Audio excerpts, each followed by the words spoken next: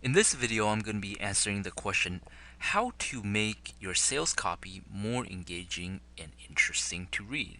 So that's something that is really common because, as you know, we're getting bombarded with so much information, and if something we're reading is not really relevant to us, then we give it probably like 15 seconds and then our attention is off to something else.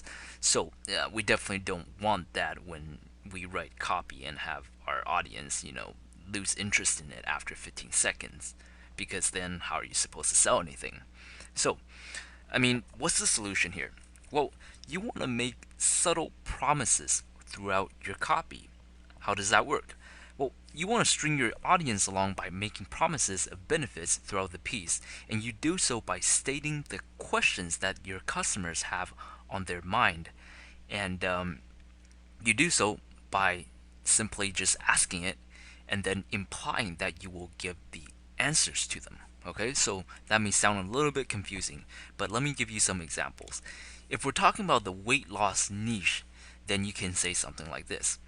Since we know, since we now know that hidden chemicals in our food makes us fat, how exactly do we find out what to eat and what not to eat so we can avoid these chemicals?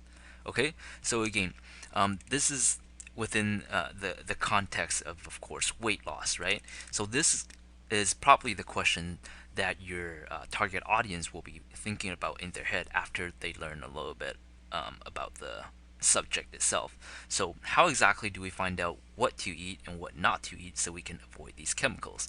When you say that, you do imply that you are going to give the answers to them if they keep on reading. Okay, so in the dating niche for women, what does he actually mean when he says I'm fine and looks away? Does it really mean that he is okay, or is it actually a sign that he's hiding something from you?